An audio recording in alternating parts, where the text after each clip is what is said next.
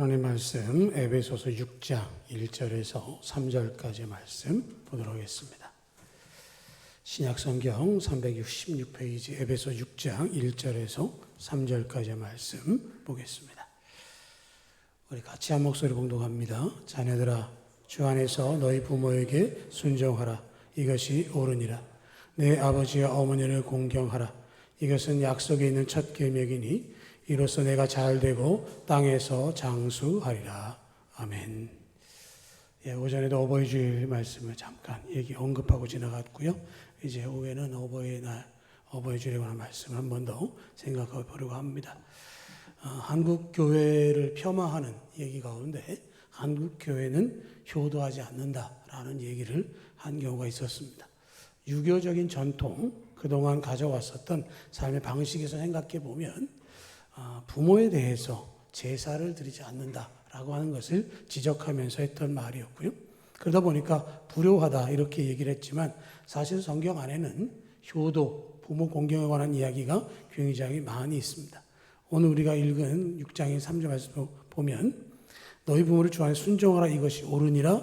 내 아버지 어머니를 공경하라. 이것이 약속의 첫 계명이니 이는 내가 잘되고 땅에서 장수하리라.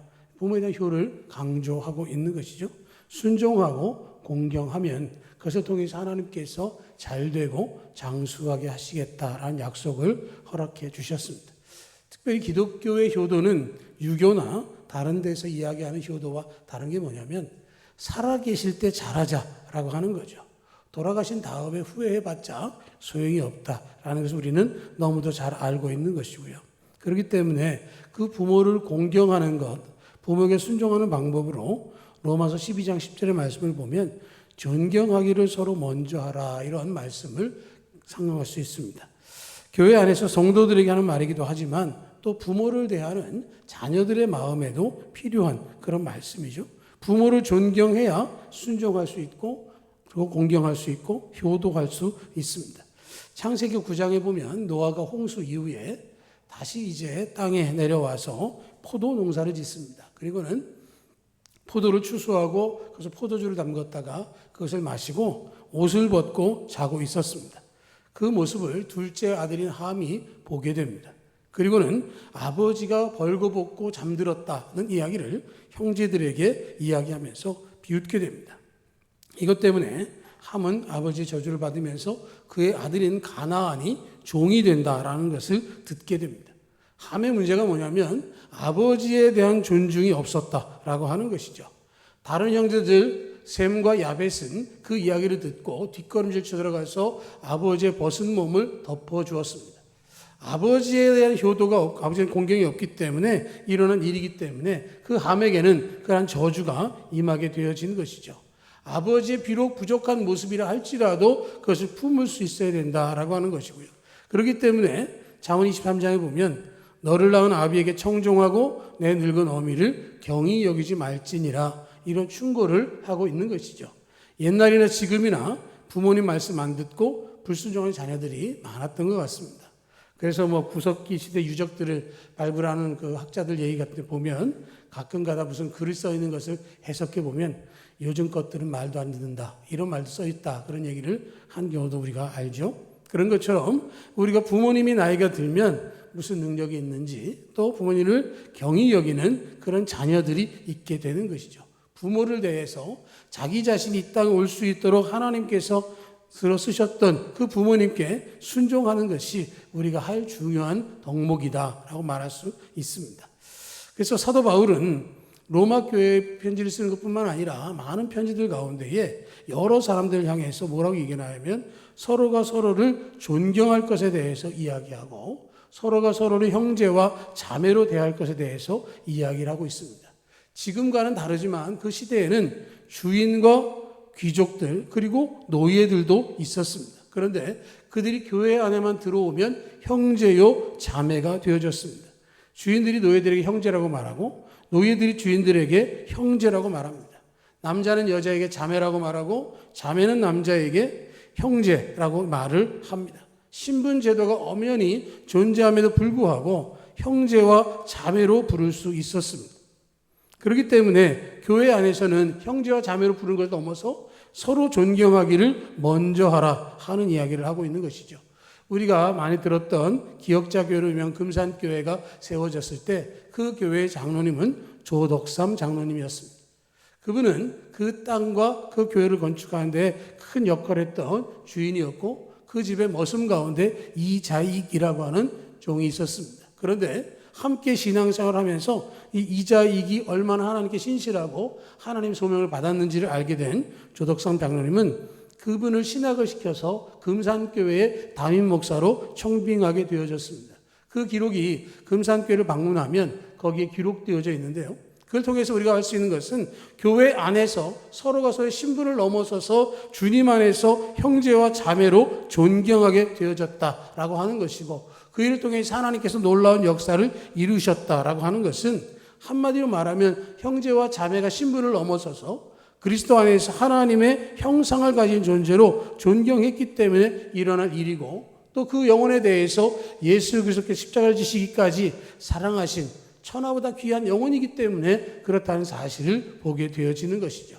우리 각자는 하나님의 형상대로 지음받은 존귀한 자입니다. 그렇기 때문에 우리 부모님들은 그분들 가운데에서 특별히 우리와 연관되어지는 그런 분이기도 하고 그분을 통해서 우리가 어떻게 할 수 없는 천륜으로 이어져 있는 분이 바로 부모님이기 때문에 존경에서부터 출발하는 것이죠. 주님 안에서 함께 하나 되고 존중하는 것을 통해서 우리가 진정한 효도와 공경을 나타낼 수 있어야 하는 것이죠. 어떤 부부가 있었습니다. 남편은 술도 좋아하고 노는 것도 좋아하고 돈 버는 건 싫어하는 남편이었습니다. 그런데 그 아내가 남편을 잘 돌보고 섬기면서 살아가고 있습니다. 신앙생활하는 가운데 목사님이 물어봤습니다. 남편이 지금도 술을 많이 합니까? 그렇죠, 뭐. 그래요? 그럼 어떻게 지금까지 그렇게 잘 사셨습니까? 그랬더니, 저는 말씀대로 삽니다. 무슨 말씀이요? 원수를 사랑하라. 그래서 제가 그렇게 삽니다. 네, 물론 원수를 사랑하는 것도 굉장히 큰 의미가 있지만 남편이 원수처럼 얘기해진다면 얼마나 어렵겠습니까? 그러나 원수가 아니라 존경하는 마음으로 산다면 훨씬 더 복된 삶이 되었으리라고 생각을 합니다. 지금 이 시대에는 존경할 만한 사람이 없다는 것이 문제입니다. 아내가 남편을 또 남편이 아내를 또 자식이 부모를 존경하지 못하기도 하고요. 흔히 우리가 지도자라고 생각하는 사람들 가운데 존경받을 만한 사람이 있는가? 학생들이 선생님을 존경하지 못하고 또 서로가 서로를 존중하지 못하는 모습이 우리 가운데 많이 있습니다. 왜 그러냐라고 물어보면 존경할 거리가 없다 그럽니다. 존경할 모습도 발견할 수 없는데 어떻게 그럴 수 있느냐라고 하는 것이죠. 그런데 사도 바울이 편지를 썼던 그 시대를 생각해 보면 주인과 노예가 신분을 넘어서서 서로를 존경했기 때문에 존경거리가 있어서가 아니라 주님의 명령이기 때문에 그렇게 했던 것처럼 우리에게도 그러한 모습이 있어져야 할 줄로 믿습니다. 상대방에 대해서 특별히 우리 부모님에 대해서 존경하는 마음은 굉장히 중요한 것이고요. 그렇게 되지 않는 많은 이유는 사실은 상대방이 아니라 내 자신에게 그 문제가 있을 수 있다라고 하는 것이죠. 우리가 오늘 어버이 주일을 지키면서 부모님께 순종하고 공경하는 것을 다시금 생각하고 있지만 사실 이 일이 부모님을 존경하지 않으면 일어날 수 없다는 사실을 알게 되어지는 것이죠. 우리가 웃지 못할 그런 얘기 가운데 그런 게 있죠. 아내와 사별한 시아버지가 아들이 요청해서 아들과 함께 살기로 하고 서울로 올라갔다는 것이죠. 집에 가보니까 집안에 서열이 있더라는 거예요. 며느리가 1번, 그 손주들이 2번, 그 다음에 그 강아지가, 아들이 3번, 강아지가 4번, 가정부가 5번, 자기는 6번이더라는 거죠. 그래서 며느리가 외출했다 들어오면 강아지 먹인 거 생각해보고 애들이 왔는지 남편까지 챙기는데 시아버지에 대해서 한마디도 하지 않는다는 거예요. 그래서 며칠을 지나다가 다시 시골로 내려가기로 결정을 하고 아들에게 편지를 썼답니다. 3호야 잘 있거라 6호는 간다. 웃지 못할 얘기이기도 하고요. 세태 중에 그런 경우가 많지는 않겠지만 이런 생각들을 할 때가 참 많이 있죠. 우리 부모님 계시면 좋지만 계시지 않을 때가 언젠가 다가옵니다. 그래서 부모님을 향해서 우리 마음 가운데 마뜩치 않은 부분도 있을 수 있고요.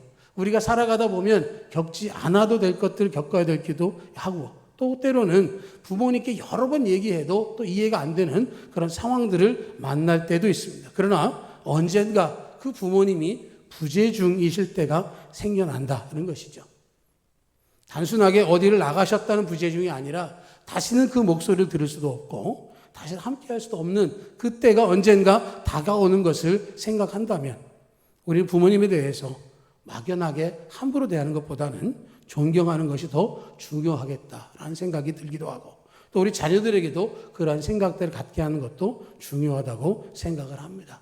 우리가 부모를 공경한다라고 하는 말은 우리의 생각을 넘어서서 우리에게 역사하시는 하나님의 형상을 닮으신 주님께서 우리에게 허락하신 사랑이 넘치는 부모님을 기억하시고 그 부모님 향해서 공경하는 마음으로 또 더 이상 계시지 않다면 내가 그런 공경받을 만한 부모가 되기 위해서 우리 자녀들에게 믿음의 모습을 분명히 가르쳐 주서 우리 자녀들이 잘 되고 땅에서 장수할 수 있도록 공경하는 자녀를 세워갈 수 있는 믿음으로 가꾸는 우리가 되기를 주님의 이름으로 축복합니다. 아멘.